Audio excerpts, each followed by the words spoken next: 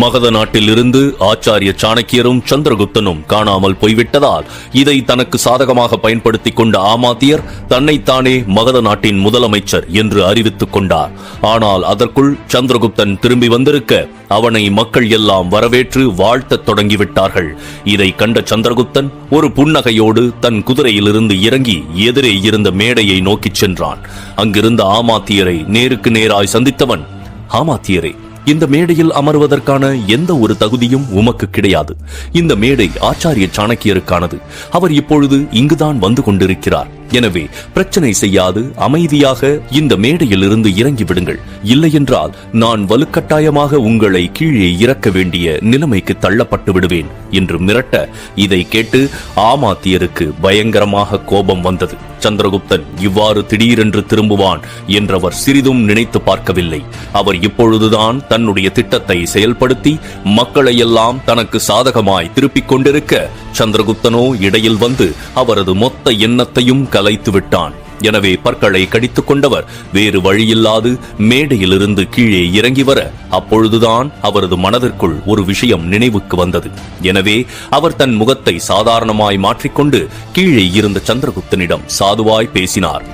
என்னை மன்னித்து விடு சந்திரகுப்தா, நான் இவ்வாறு திடீரென்று இந்த மேடையில் ஏறி இருக்கக்கூடாதுதான். இருப்பினும் இந்த இடத்திலிருந்து நீ காணாமல் போய்விட்டதால் மகத நாட்டின் மக்களை காப்பாற்றும் பொறுப்பு என்னுடைய கைக்கு வந்துவிட்டது. நான் அதைத்தான் செய்தேன். இப்பொழுது நீ மறுபடியும் வந்துவிட்டதால் இனி நான் கவலை கொள்ள தேவை கிடையாது. இந்த நாட்டை சூழ்ந்திருக்கும் ஆபத்துகளை எல்லாம் இனி நீயே சமாளித்துக் கொள்வாய் என்று எண்ணுகிறேன். ஆனால் என்ன செய்வது? நீ இப்பொழுது தனியாக இருக்கிறாய். இந்த அணிவகுப்புக்கு நீ விருந்தினராக அழைத்த எந்த ஒரு மன்னரும் இங்கே வரவில்லை. அது தெரிந்த பின்னாலும் கூட இந்த அப்பாவி மக்கள் நீ வழி நடத்தப் போகும் அணிவகுப்பைத்தான் ஆர்வமாக எதிர்பார்த்துக் கொண்டிருக்கிறார்கள் என்று கூற, அதற்கு சந்திரகுப்தன் அவரை உறுதியாய் பார்த்து, ஆமாம் ஆமாத்தியரே, நான் விருந்தினராக அழைத்த எந்த ஒரு மன்னரும் இங்கே வரவில்லை. ஏனென்றால் அவர்கள் எல்லாம் எனக்கு விருந்தினர்கள் என்பதை விட உங்களுக்குத்தான் மிகவும் நெருக்கமான நண்பர்களாயிற்றே. எனவே உங்களுக்கு உதவி செய்யத்தான் அவர்கள் அனைவரும் தங்களுடைய படைகளை அழைத்து வந்து மகத நாட்டின் வடக்கு எல்லையில் முற்றுகையிட்டு இருக்கிறார்கள். ஆனால் எனக்கு அதை பற்றி பெரிதாக எந்த ஒரு கவலையும் கிடையாது. நான் முதலில் இந்த அணிவகுப்பை வெற்றிகரமாக முடித்துவிட்டு என்னுடைய ஆட்சியை மிகவும் உறுதியாக நிறுவப் போகிறேன். பின்பு உங்கள் நண்பர்களை எல்லாம் என்ன செய்வது என்பதை பற்றியும் பார்த்துக் கொள்கிறேன் என்று கூறிய சந்திரகுப்தன் அருகே இருந்த சம்புநாதரை பார்த்து, அமைச்சரே, உடனடியாக என்னுடைய யானையை இங்கே அழைத்து வரும்படி கூறுங்கள். மேலும் வீரர்களை எல்லாம் அணிவகுப்பிற்கு தயாராகும்படி கூறுங்கள் என்று கேட்டுக்கொள்ள, அதை ஏற்றுக்கொண்ட சம்புநாதரும் உடனடியாக சந்திரகுப்தனின் எண்ணங்களை எல்லாம் நிறைவேற்றத் தொடங்கினார். இதை பார்த்து மனதிற்குள் சிரித்துக் கொண்ட ஆமாத்தியர், செல் சந்திரகுப்தா, சென்று உன்னுடைய வீரத்தையும் பராக்கிரமத்தையும் இந்த மக்களின் முன்பு காட்டு. ஆனால் இன்றுதான் உனது வாழ்க்கையின் கடைசி நாள். இதன் பின்பு நீ உயிரோடும் இருக்க மாட்டாய். உன்னுடைய வீரத்தையும் மற்றவர்களுக்கு காட்ட மாட்டாய் என்று எண்ணிக்கொண்டு தனக்கு அருகே இருந்த அமைச்சர்களை பார்த்து தலையசைக்க, அவர்கள் அனைவரும் ஆமாத்தியரை தொடர்ந்து மறுபடியும் அரண்மனையில் இருந்த விருந்தினர் மாளிகைக்கு செல்லத் தொடங்கினார்கள். இதை பார்த்து புன்னகைத்த சந்திரகுப்தன் தன் எண்ணப்படி அனைத்தும் நடந்து கொண்டிருக்கிறது என்று நினைத்துக் கொள்ள, சரியாக சந்திரகுப்தன் அமர்ந்து செல்லும் யானை அவனுக்கு மிக அருகே வந்து அமர்ந்தது. இதனால் அவன் உடனடியாய் அந்த யானையில் ஏறி அமர முயன்ற சமயம் சம்புநாதர் அவனை மெதுவாய் நிறுத்தினார். சந்திரகுப்தா, நீ இங்கு தனியாகத்தான் வந்தாயா? ஆச்சாரிய சாணக்கியருக்கு என்ன ஆயிற்று? இப்பொழுது அவர் எங்கே இருக்கிறார் என்று கேட்க, இதை கேட்டு சந்திரகுப்தனோ சுற்றுமுற்றும் பார்த்துவிட்டு மிகவும் மெல்லிய குரலில், அமைச்சரே, நான் யார் என்பது உங்களுக்கு இப்பொழுதும் தெரியவில்லையா? நீங்கள் எண்ணுவது போல் நான் உண்மையான சந்திரகுப்தன் கிடையாது. நான் செந்தூரன்.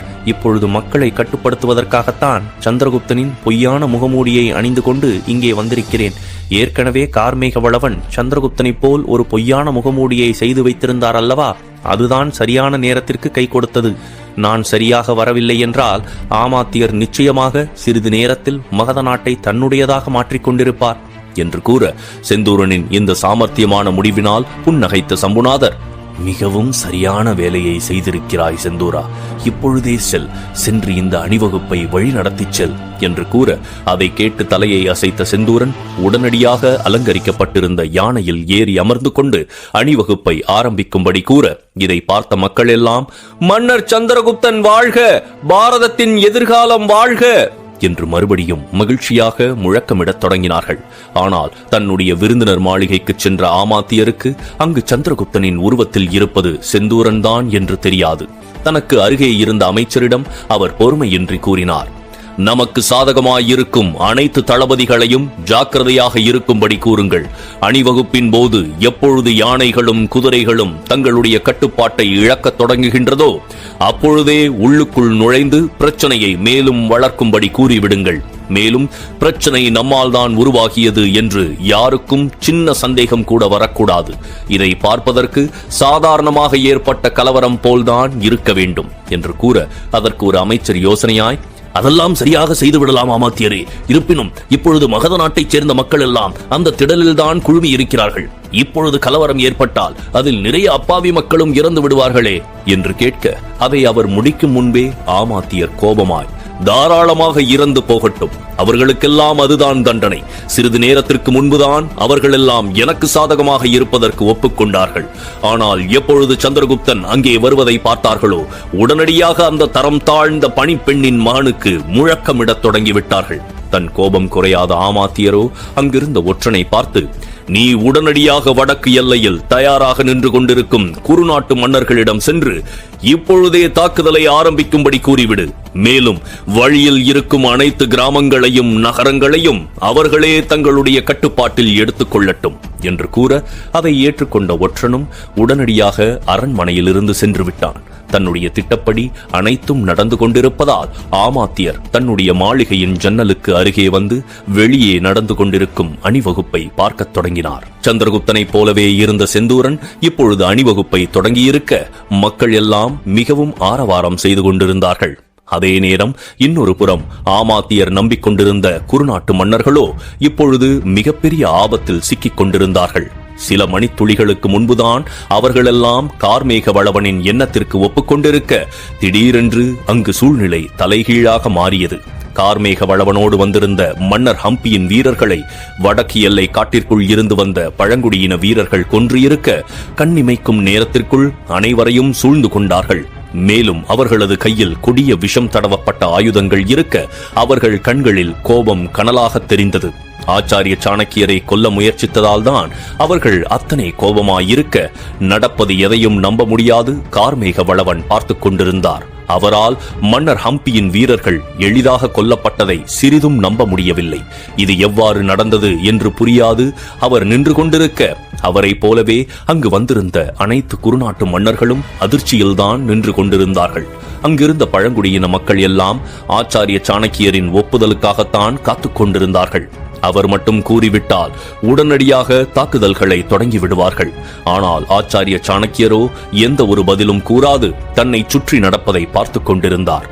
தான் வசமாக மாட்டிக்கொண்டதை உணர்ந்த கார்மேக வளவன் அவமானத்தில் தலைகுனிந்துவிட, அவரை பார்த்த ஆச்சாரிய சாணக்கியரோ, என்னை நிமிர்ந்து பார் கார்மேக வளவா என்று அழைக்க, கார்மேக வளவனால் ஆச்சாரிய சாணக்கியரை சுத்தமாக எதிர்கொள்ள முடியவில்லை. அவமானத்தில் பூமி பிளந்து அங்கேயே இறந்து விட மாட்டோமா என்றவர் நின்று கொண்டிருக்க, அப்பொழுதுதான் அவருக்கு அனைத்து விஷயங்களும் புரிந்தது. தான் ஆச்சாரிய சாணக்கியரை தந்திரம் செய்து ஏமாற்றிவிட்டோம் என்றவர் எண்ணிக்கொண்டிருந்தால், ஆச்சாரிய சாணக்கியரோ வழக்கம் போல் அவருக்கு ஒரு படி மேலே போய் அத்தனை எளிதாக கார்மேக வளவனை சிக்க வைத்திருந்தார். எனவே தன்னை விட எப்பொழுதுமே ஆச்சாரிய சாணக்கியர்தான் தந்திரத்திலும் ஞானத்திலும் உயர்ந்தவர் என்று கார்மேக வளவன் மனதிற்குள் எண்ணிக்கொள்ள, ஆச்சாரிய சாணக்கியரோ மிகவும் உறுதியாக கூறினார், கார்மேக வளவா, என் மீது நீ இவ்வளவு வெறுப்பு கொண்டிருப்பாய் என்று நான் ஒரு நாளும் எண்ணியது கிடையாது. ஒருவேளை நான் என்னையும் அறியாது உன்னை எப்போதேனும் காயப்படுத்தி இருக்கலாம். ஆனால் அதற்காக என்னை பழிவாங்க வேண்டும் என்று நீ செய்த இந்த காரியம் முற்றிலுமாக ஏற்றுக்கொள்ள முடியாதது. மேலும் நீ உன்னுடைய சுயநலமான ஆசைகளுக்காக இந்த மொத்த பாரதத்தையும் அந்நியர்களின் கையில் ஒப்படைக்க முடிவு செய்து விட்டாய். நீ எத்தனை சிறந்த ஆச்சாரியன் என்பது எனக்கு நன்றாக தெரியும். உன்னுடைய அரசியல் யுக்திகளையும் தந்திரங்களையும் கண்டு நானே எத்தனையோ முறை வியந்திருக்கிறேன். ஆனால் அத்தனை உயர்ந்த மனிதனான நீ எதற்காக தெரிந்தே ஒரு முட்டாள் மன்னனுக்கு அடிபணிந்து செல்ல எண்ணுகிறாய்? நாம் படித்த எத்தனையோ சாஸ்திரங்களிலும் புத்தகங்களிலும் என்ன கூறியிருக்கின்றது என்பதை நீ மறந்து விட்டாயா? ஒரு ஆச்சாரியனான நாம் எப்பொழுதுமே ஒரு மன்னனுக்கு சாதகமாய் இருக்க முயற்சி செய்யக்கூடாது. நம்முடைய கடமையெல்லாம் ஒரு மன்னனுக்கு சரியான பாதையை காண்பித்து அவனை நல்ல வழியில் செல்ல வைப்பது மட்டும்தான். மேலும் அவன் தவறு செய்யும் பொழுது சுட்டிக்காட்டியும் மக்களுடைய நல்வாழ்வுக்கு தகுந்த திட்டங்களையும் மன்னர்களுக்கு அறிவுறுத்த வேண்டியது மட்டுமே நம்முடைய கடமை என்று கூற ஆச்சாரிய சாணக்கியரின் வார்த்தைகளை கார்மேக வளவன் கேட்டுக்கொண்டிருந்தாலும் அவரது தலை மட்டும் நிமிரவே இல்லை. ஆனால் ஆச்சாரிய சாணக்கியரோ தனக்கு அருகே இருந்த பழங்குடியின வீரர்களை காட்டி, கார்மேகா, உன்னை சுற்றி இருக்கும் இந்த பழங்குடியின மக்களை பார். இவர்களெல்லாம் மன்னர் ஹம்பியால் துன்புறுத்தப்பட்டு தங்களுடைய வீடான காட்டிலிருந்து துரத்தி அடிக்கப்பட்டிருக்கிறார்கள். இவர்கள் அந்த ஹம்பியால் எவ்வளவு துன்பங்களை அனுபவித்திருக்கிறார்கள் என்பது உனக்கு தெரியுமா? ஒரு எல்லையில் ஹம்பி செய்த கொடுமைகளை பொறுத்துக் கொள்ள முடியாதுதான் தங்களது உயிருக்கும் மேலாய் மதிக்கும் காந்தார நாட்டின் காட்டை விட்டுவிட்டு இப்பொழுது இங்கே மகத நாட்டில் வந்து தங்கியிருக்கிறார்கள். அவர்கள் கண்ணில் எரிந்து கொண்டிருக்கும் கனலை பார். இவர்கள் ஒரே நொடியில் உன்னோடு வந்திருந்த அனைத்து வீரர்களையும் கொன்றுவிட்டார்கள். மேலும் இவர்கள் மனம் வைத்தால் அனைத்து வீரர்களையும் மன்னர்களையும் கூட கொல்ல முடியும். இப்பொழுது புரிகிறதா இங்கு என்ன நடந்து கொண்டிருக்கிறது என்று என தெளிவாக கேட்டார். பின்பு அங்கிருந்த மன்னர்களை பார்த்தவர் சற்றே வருத்தம் நிறைந்த குரலில், நீங்கள் என்ன செய்து கொண்டிருக்கிறீர்கள் என்பது உங்களுக்கே புரிகிறதா? மாமன்னர் அலெக்சாண்டரின் மீது இருக்கும் பயத்தினால் உங்களுடைய சுதந்திரத்தை அந்த முட்டாள் ஹம்பியின் கையில் ஒப்படைப்பதற்கு தயாராகிவிட்டீர்கள். இத்தனைக்கும் நான் முன்பே உங்கள் அனைவரையும் சந்திரகுப்தனுக்கு ஒத்துழைக்க கூறினாலும் அதை கேட்பதற்கு நீங்கள் தயாராக இல்லை. ஏன் உங்களிடம் எத்தனை கோழைத்தனம்? நமது தாய் நாட்டிற்குள் அந்நியர்கள் வந்து நுழைந்து அட்டகாசம் செய்வதை பொறுத்துக் கொண்டு உங்களது நாட்டை மட்டும் உங்களுடைய கட்டுப்பாட்டில் வைத்துக் கொள்ள வேண்டும் என்று எண்ணுகிறீர்களே, இது எவ்விதத்தில் நியாயம்? நாம் அனைவரும் ஒன்றாக சேர்ந்தால் வந்து கொண்டிருக்கும் மாமன்னர் அலெக்சாண்டரின் படையை எளிதாக வீழ்த்திவிட முடியும். ஆனால் அதை பற்றி நீங்கள் சிறிதும் யோசிக்காது உங்களுடைய சுயநலத்திற்காக என் பேச்சை கேட்பதற்கு மறுத்துவிட்டீர்கள். எனினும் இப்பொழுது நீங்கள் இந்த கார்மேக வளவனின் பேச்சை கேட்டு உடனடியாக அந்த ஹம்பிக்கு ஒத்துழைப்பதாக கூறுகிறீர்கள். நீங்கள் அனைவரும் கூட மன்னர் தனநந்தரை போன்றவர்கள்தான். அவரை போலவே கோழைத்தனமாய் யோசித்து உங்களது கடமைகளை மறந்துவிட்டீர்கள் என்று கூற இதை கேட்டு நிறைய மன்னர்களுக்கு அவமானமாய் இருந்தது. ஆச்சாரிய சாணக்கியர் கூறும் ஒவ்வொரு வார்த்தைகளும் அவர்களது குற்ற உணர்வை துளைத்தெடுக்க மௌனமாக தலைகுனிந்து கொண்டார்கள். அவர்களது முகத்தை பார்த்த ஆச்சாரிய சாணக்கியரோ இப்பொழுது கடுமையான குரலில் சத்தமாய் கூறினார், இனி உங்கள் யாரையும் நான் சந்திரகுப்தனுக்கு ஒத்துழைக்கும்படி கேட்டுக்கொள்ளப் போவது கிடையாது. நான் இப்பொழுதே உங்களை பகிரங்கமாக எச்சரிக்கை செய்கிறேன். நீங்கள் சந்திரகுப்தனுக்கு இனிமேல் ஒத்துழைக்கவில்லை என்றால் இங்கிருக்கும் பழங்குடியின மக்கள் உங்கள் அனைவரையும் ஒரே நொடியில் அழித்துவிட்டு நீங்கள் இருந்த இடம் தெரியாமல் மாற்றி விடுவார்கள். எப்படி மன்னர் தனநந்தர் தன்னுடைய ஆணவத்தினாலும் அகம்பாவத்தினாலும் மடிந்து போனாரோ அதை போலவே நீங்கள் அனைவரும் அழிக்கப்பட்டு விடுவீர்கள். மேலும் இதை நான் உங்களோடு ஏற்பட்ட பகையின் காரணமாக செய்யவில்லை. மாறாக இந்த பாரதத்தை ஒன்றிணைக்க வேண்டும் என்ற நல்லெண்ணத்தில் தான் செய்து கொண்டிருக்கிறேன். நீங்கள் உங்களுடைய கடமையை மறந்து தவறான வழியில் சென்று கொண்டிருக்கிறீர்கள். அதை சரிப்படுத்தி மறுபடியும் சரியான பாதைக்கு கொண்டு வருவது என்னுடைய கடமை. இதை நான் உங்களுக்கு கொடுக்கும் தண்டனையாக கூட நீங்கள் நினைத்துக் கொள்ளலாம். ஆனால் நீங்கள் சந்திரகுப்தனோடு ஒத்துழைக்க மறுத்துவிட்டால் நிச்சயமாக இந்த இடத்திலிருந்து உயிரோடு செல்ல முடியாது என்று கூறிவிட ஆச்சாரிய சாணக்கியரின் இந்த கோபமான தோற்றத்தை கண்டு அங்கிருந்த அனைத்து மன்னர்களும் பயந்து போய்விட்டார்கள். எனவே அவர்கள் உடனடியாக அவரோடு ஒத்துழைக்க சம்மதம் தெரிவித்துவிட இதை பார்த்த பின்புதான் சுற்றி இருந்த பழங்குடியின மக்கள் சிறிது அமைதியானார்கள். மேலும் ஒரு மன்னர் தன் கைகளை குவித்து, எங்களது கடமைகளை நினைவுபடுத்தி மறுபடியும் சரியான பாதைக்கு அழைத்து வந்தமைக்கு மிகவும் நன்றி ஆச்சாரியரே. நீங்கள் கூறியது போல் தவறான வழியில் சென்று மிகப்பெரிய பிசகை செய்துவிட்டோம். இனிமேல் எங்களுக்கு எந்த ஒரு குழப்பமும் கிடையாது. நாங்கள் மனநிறைவோடு சந்திரகுப்தனின் தலைமையை ஏற்றுக்கொள்கிறோம்.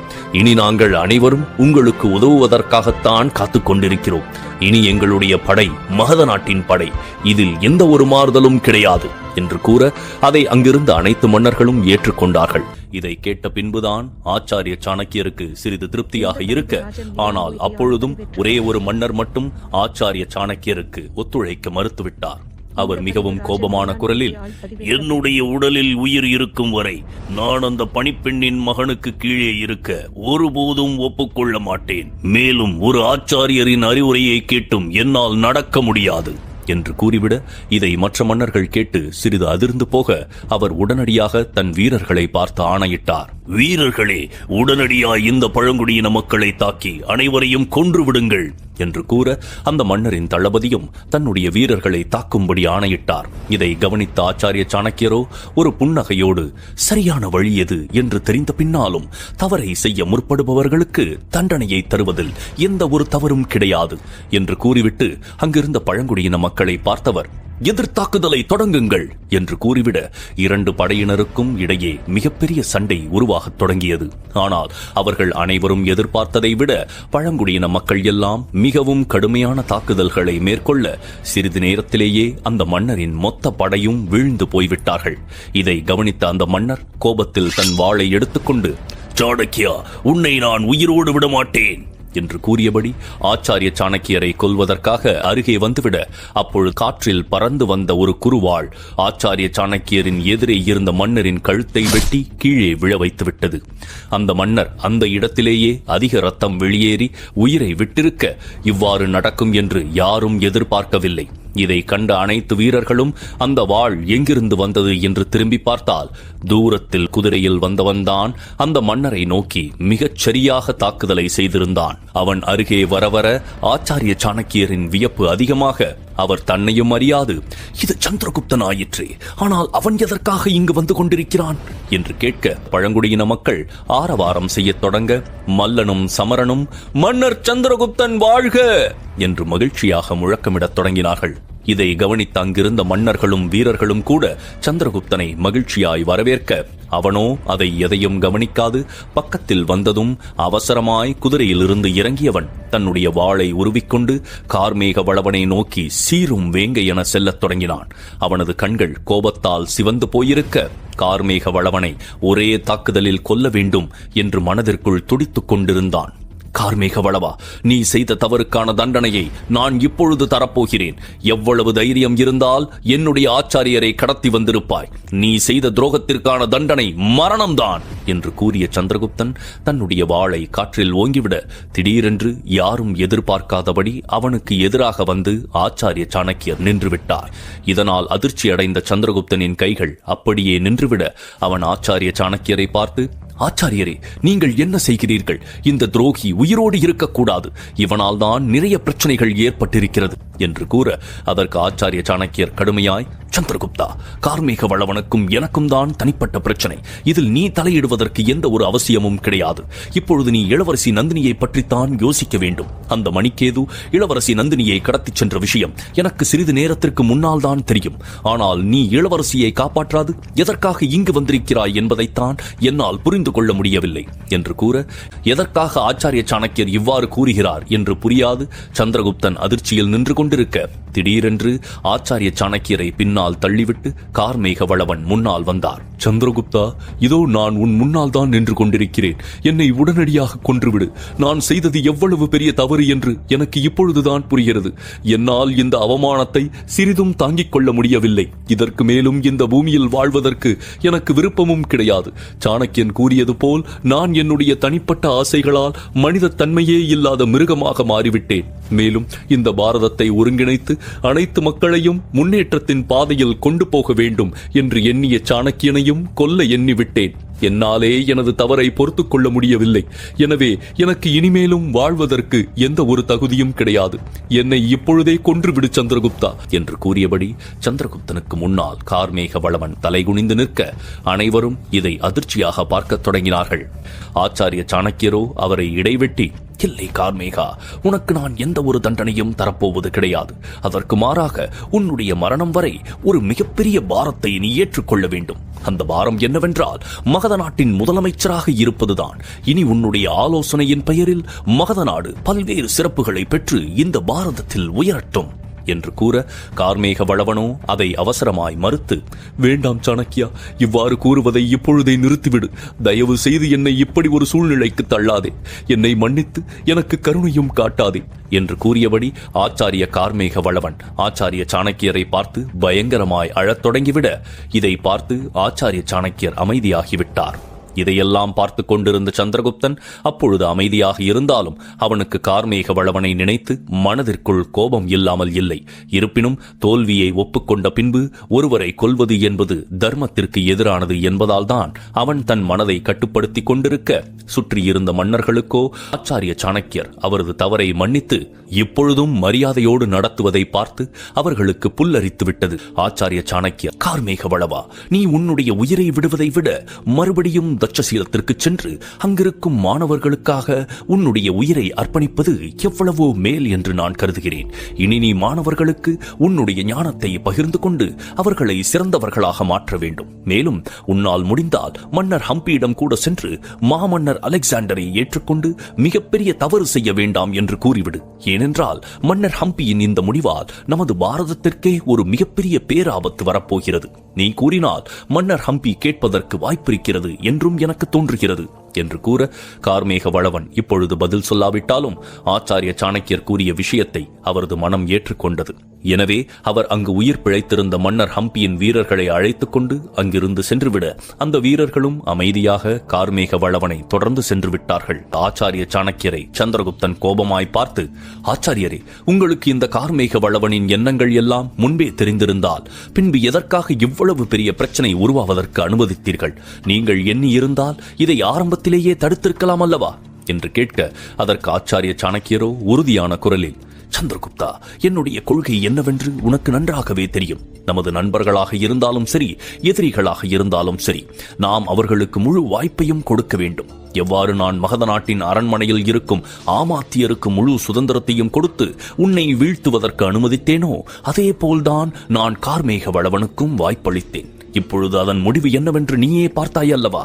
அவன் தன்னுடைய தவறுகளை எண்ணி மனம் திருந்திவிட்டான். இனி அவனால் எந்த ஒரு பிரச்சனையும் யாருக்கும் உருவாகாது என்று கூற, இதை கேட்டு சந்திரகுப்தன் தன் கோபத்தை விடாது, ஆச்சாரியரே, ஆனால் உங்களுடைய இந்த கொள்கையால் இப்பொழுது நந்தினியின் உயிர் ஆபத்தில் மாட்டிக்கொண்டிருக்கிறது. ஆச்சாரிய சாணக்கியருக்கும் அதை எண்ணித்தான் மிகவும் கவலையாக இருந்தது. எனவே அவர் சந்திரகுப்தனை பார்த்து, அது என்னுடைய தவறுதான் சந்திரகுப்தா. நான் என்னுடைய கவனத்தை எல்லாம் கார்மேக வளவனின் மீது கொண்டிருந்ததால் அவன் என்னை மட்டும்தான் ஆபத்தில் சிக்க வைக்கப் போகிறான் என்று எண்ணிவிட்டேன். நான் சத்தியமாக இளவரசி நந்தினியை பற்றி சிறிதும் யோசித்து பார்க்கவில்லை. ஒருவேளை இவ்வாறுதான் நடக்கப் போகிறது என்று தெரிந்திருந்தால் நான் நிச்சயமாக இது நடப்பதற்கு அனுமதித்திருக்க மாட்டேன் என்று கூறியவர் சந்திரகுப்தனை நோக்கி, ஆனால் நீ எதற்காக இங்கே வந்தாய் சந்திரகுப்தா? நான் உன்னையும் இளவரசி நந்தினியையும் அரண்மனையை விட்டு செல்லும்படி கூறிவிட்டேனே.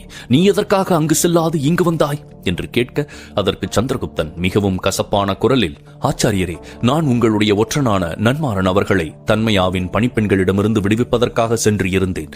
அந்த நேரத்தை தனக்கு சாதகமாய் பயன்படுத்திக் கொண்ட மணிக்கேது நந்தினியை ஏமாற்றி கந்தக காட்டிற்கு அழைத்துச் சென்று விட்டான். மேலும் அவன் செல்வதற்கு முன்பு நான் மாலைக்குள் அவனை சென்று கந்தக காட்டில் சந்திக்க வேண்டும் என்றும் ஓலையை விட்டுச் சென்று இருந்தான் என்று கூற, இதை கேட்டு ஆச்சாரிய சாணக்கியர் அதிர்ச்சியாக, அப்படியென்றால் உண்மை தெரிந்த பின்னாலும் நீ எதற்காக இங்கே வந்தாய் சந்திரகுப்தா?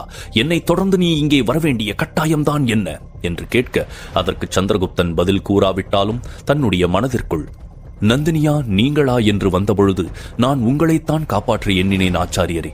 இப்பொழுது மட்டும் கிடையாது, என்னுடைய உடலில் உயிர் இருக்கும் வரை நான் எப்பொழுதும் உங்களைத்தான் முதலாவதாக தேர்ந்தெடுப்பேன் என்று எண்ணிக்கொள்ள, அவனது மனதை படித்தது போல் ஆச்சாரிய சாணக்கியரும், சில சமயம் அனைத்து மனிதர்களும் சில கடினமான முடிவுகளை எடுக்க வேண்டியிருக்கும் சந்திரகுப்தா. அவர்களுக்கு எதிரே 2 பாதைகள் தெரிந்தாலும் அதில் ஒரு பாதையைத்தான் அவர்கள் தேர்ந்தெடுக்க வேண்டும். அவர்கள் தேர்ந்தெடுத்த பாதை சரியோ தவறோ அதை விதி மட்டும்தான் முடிவு செய்யும். மேலும் 2 முனைகள் கொண்ட கயிற்றில் ஒன்றை பிடிக்க வேண்டும் என்றால் நீ மற்றொன்றை விட்டுத்தான் ஆக வேண்டும் என்று கூறியவர் உடனடியாய் நிமிர்ந்து வானத்தை பார்க்க, அவருக்கு மனதிற்குள் மிகவும் கலவரமாக இருந்தது. ஏனென்றால் மதியம் முடிந்து மாலை தொடங்கி இருந்தது. இன்னொரு புறம் கந்தக காட்டில் மணிக்கேதுவிடம் மாட்டியிருந்த நந்தினியும் வானத்தை தான் பார்த்து கொண்டிருந்தாள். அப்பொழுது மாலை தொடங்கி இருப்பது அவளுக்கு நன்றாய் தெரிய, அவள் மனதில் சந்திரகுப்தன் நிச்சயமாக வந்து தன்னை காப்பாற்றுவான் என்ற நம்பிக்கை இருந்தாலும் இப்பொழுது வரை அவன் வராதிருப்பதை பார்த்து அவளுக்கு கொஞ்சம் கொஞ்சமாக பயம் ஏற்படத் தொடங்கியது. அவளைப் போலவே மணிக்கேதுவும் சந்திரகுப்தன் வராமல் போனதால் மிகவும் எரிச்சல் அடைந்து நந்தினிக்கு அருகே சென்று கூறினான். இதுதான் உனக்கும் அந்த சந்திரகுப்தனுக்கும் இடையே இருக்கும் மாபெரும் காதலா? உங்களை நினைத்தால் எனக்கே இகழ்வாக இருக்கிறது. இந்நேரம் உன்னை போன்று தன்மைய ஆபத்தில் மாட்டிக்கொண்டிருந்தால் நான் என்னுடைய உயிரை கூட பெரிய விஷயமாய் எண்ணாது எந்த எல்லைக்கு வேண்டுமானாலும் சென்று இருப்பேன். ஆனால் நீ ஆபத்தில் இருக்கும் விஷயம் தெரிந்த பின்னாலும் சந்திரகுப்தன் இப்பொழுது வரை இங்கு வந்து சேரவில்லை. இதோ மாலையும் ஆரம்பித்து விட்டது. இனி உன்னை உயிரோடு வைத்திருக்க எனக்கு சிறிதும் விருப்பம் கிடையாது. எனவே இறந்து போவதற்கு தயாராக இரு. உன்னை சந்திரகுப்தனின் கண்களுக்கு முன்னால் தான் கொல்ல வேண்டும் என்று நினைத்தேன். அப்பொழுதுதான் எனது மனதில் இருந்து கொண்டிருக்கும் பழிவாங்கும் நெருப்பு அணையும். ஆனால் சந்திரகுப்தன் வரவே போவதில்லை என்று தெரிந்த பின்னால் நான் எதற்காக காத்திருக்க வேண்டும்? அவனுக்கு உன் மீது சிறிதும் காதலே இல்லை என்று எண்ணுகிறேன். அந்த சந்திரகுப்தன் வரவில்லை என்றாலும் எனக்கு பரவாயில்லை. நான் இப்பொழுதே உன்னை கொன்று இந்த காட்டில் இருக்கும் மிருகங்களுக்கெல்லாம் விருந்தாக படைக்கின்றேன். இப்பொழுது வரவில்லை என்றாலும் உன் பிணத்தை எடுத்துச் செல்வதற்காவது அந்த சந்திரகுப்தன் வருவான் இல்லையா? அப்பொழுது உன் நிலையை பார்த்து அவன் வருந்திக் கொள்ளட்டும். என்னால் இதற்கு மேலும் பொறுக்க முடியாது என்று கூறியபடி நந்தினியை மணிக்கேது கொல்லத் தொடங்க, திடீரென்று காற்றில் பறந்து வந்த ஒரு குருவாள் நேரடியாக மணிக்கேதுவின் கைகளை தாக்க, அவன் வலியில் அலறியபடி நந்தினியை விடுவித்து பின்னால் விழுந்து விட்டான். நந்தினியாலும் அங்கு என்ன நடந்தது என்பதை ஒரு நிமிடம் புரிந்து கொள்ள முடியவில்லை. இந்த காட்டிற்குள் யார் வந்து தன்னை காப்பாற்றினார்கள்? ஒருவேளை சந்திரகுப்தனே வந்துவிட்டானா என்றவள் அவசரமாய் திரும்பி பார்த்தால் அவளுக்கு எதிரே 4 பெண்களும் ஒரு மனிதனும் நின்று கொண்டிருந்தார்கள். அவர்கள் அனைவரும் அப்பொழுதுதான் குதிரையின் வழியாக அங்கு வந்திருந்தார்கள். அவர்களெல்லாம் யார் என்று நந்தினிக்கு சிறிதும் புரியவில்லை. இருப்பினும் அந்த பெண்களில் ஒருத்தியை கண்ட நந்தினி சிறிதே அதிர்ச்சியடைந்து, இந்த பெண்தானே ராஜசபையில் சந்திரகுப்தனை தாக்கியது? இவள் எங்கு என்ன செய்து கொண்டிருக்கிறாள் என்று கேட்டு அங்கு தன்மையாவின் பணிப்பெண்களும் மணிக்கேதுவின் ஒற்றனும் தான் வந்திருந்தார்கள். இளவரசியாரே, நீங்கள் அந்த மகாதேவனுக்குத்தான் நன்றி கூற வேண்டும். நல்ல வேளையாக நாங்கள் சரியான நேரத்திற்கு இங்கே வந்து சேர்ந்தோம். இல்லையென்றால் உங்களுக்கு ஏதேனும் அசம்பாவிதம் நிகழ்ந்திருக்கலாம். இனி நீங்கள் ஒரு நொடியும் தாமதம் செய்யாதீர்கள். உடனடியாக எங்களது குதிரைகளில் ஒன்றை எடுத்துக்கொண்டு மகத நாட்டிற்கு திரும்புங்கள் என்று கூற, நந்தினிக்கு அங்கு என்ன நடக்கின்றது என்று புரியாவிட்டாலும் அவள் அவசரமாய் அங்கிருந்து எழுந்து தப்பித்துவிடும் எண்ணத்தோடு குதிரையை நோக்கிச் செல்லத் தொடங்கினாள். இதை கண்ட மணிக்கேதுவோ ஆங்காரமாய் அந்த பணிப்பெண்களை நோக்கி கத்தினான். எதற்காக இப்படி முட்டாள்தனம் செய்து கொண்டிருக்கிறீர்கள்? நம் தன்மையாவின் மரணத்திற்கு பழி வாங்க வேண்டும் என்பது உங்களுக்கு மறந்து விட்டதா? எதற்காக இந்த நந்தினியை காப்பாற்ற நினைக்கிறீர்கள் என்று கேட்க, அதற்கு ஒரு பணிப்பெண் மணிக்கேதுவை இடைவெட்டி, ஆம் மணிக்கேது, நாம் தன்மையாவின் மரணத்திற்கு பழிவாங்க வேண்டும். ஆனால் தன்மையாவின் இறப்பிற்கு மன்னர் சந்திரகுப்தனோ அல்லது இளவரசி நந்தினியோ காரணம் கிடையாது என்று கூற, அதை ஏற்றுக்கொண்டதைப் போல் இன்னொரு பணிப்பெண்ணும், ஆம், நாம் அனைவரும் என்ன நடந்தது என்பதை தவறாக புரிந்து கொண்டிருக்கிறோம். தன்மையா மன்னர் சந்திரகுப்தனை கொல்வதற்கு தான் வந்திருக்கிறாள் என்று தெரிந்த பின்னாலும் கூட ஆச்சாரிய சாணக்கியர் அவள் பாதுகாப்பாய் இருப்பதற்காக மகத நாட்டின் அரண்மனையில் அவளை தங்க அனுமதித்திருக்கிறார். எல்லாம் எதற்காக தெரியுமா? எங்கே உன்னுடைய தந்தை அவளை கொன்று விடுவாரோ என்ற கரிசனத்தில்தான். அதை புரிந்து கொள்ளாமல் நாம் தான் மிகப்பெரிய தவறு செய்துவிட்டோம் என்று கூற, மணிக்கேதுவால் அதை சிறிதும் ஏற்றுக்கொள்ள முடியவில்லை. ஆனால் அங்கிருந்து ஒற்றன் அவர்களை தொடர்ந்து, மேலும் மன்னா, இப்பொழுதும் உங்களுடைய தன்மையா உயிரோடு இருப்பதற்கு வாய்ப்பிருக்கிறது. ஏனென்றால் அவள் மன்னர் ஹம்பியிடம் சிக்கியிருந்த இளவரசி நந்தினியை காப்பாற்ற வேண்டும் என்பதற்காகத்தான் மன்னர் சந்திரகுப்தனோடு சென்று இருக்கிறாள். அதன் பின்பு யாரும் அறியாமல் மறைந்து போய்விட்டாள் என்று கூற, இதை சிறிதும் ஒப்புக்கொள்ளாத மணிக்கேதுவோ, இல்லை, நீங்கள் கூறுவதை நான் நம்ப மாட்டேன். இவை அனைத்தும் பொய். இந்த நந்தினியை காப்பாற்ற வேண்டும் என்பதற்காகத்தான் நீங்கள் இவ்வாறெல்லாம் செய்து கொண்டிருக்கிறீர்கள். என் தன்மையா உயிரோடு இல்லவே இல்லை. அவள் நிச்சயமாக இறந்து போய்விட்டாள் என்று கூற, அவ்வளவு நேரமும் அங்கிருந்து தப்பிக்க வேண்டும் என்ற எண்ணத்தில் இருந்த இளவரசி நந்தினி அவர்களது பேச்சை கேட்டு உடனடியாக நின்று விட்டாள். மேலும் தன் உயிரை பற்றி கூட கவலை கொள்ளாதவள் உடனடியாய் மணிக்கேதுவை நெருங்கி, இல்லை மணிக்கேது, அந்த மகாதேவனின் மீது ஆணையாக கூறுகிறேன், இவர்கள் சொல்லும் அனைத்தும் உண்மைதான். தன்மையா என்னை காப்பாற்றுவதற்காகத்தான் ருத்ரமலைக்கு வந்திருந்தாள். அந்த இடத்திற்கு ஆமாத்தியர் வந்ததால் மிகப்பெரிய பிரச்சனை ஏற்பட்டு மன்னர் ஹம்பி தன்மையாவை கொல்லும் அளவிற்கு சென்று விட்டார். மேலும் நடந்த தாக்குதலில் தன்மையாவிற்கு பெரிய காயம் ஏற்பட்டது வரை அனைத்தும் உண்மைதான். ஆனால் அவள் நிச்சயமாக அந்த இடத்தில் இறந்து போகவில்லை. மாறாக அவளுடன் இருந்த விஷக்கண்ணிகளோடு முற்றிலுமாய் மறைந்து போய்விட்டாள். இதை உணர்ந்த சந்திரகுப்தன் சந்திரகுப்தனும் அந்த இரவு நேரத்தில் தன்மையாவை கண்டுபிடிக்க வேண்டும் என்று எவ்வளவோ முயற்சி செய்து பார்த்தான். அப்படி இருந்தும் எங்களால் தன்மையாவை கண்டுபிடிக்க முடியவில்லை. நான் கூறும் அனைத்தும் சத்தியம், என்னை நம்பு என்று கூற மணிக்கேது இதை கேட்டு அதிர்ந்து போய் நந்தினியை அதிர்ச்சியாக பார்த்து கொண்டிருந்தான்.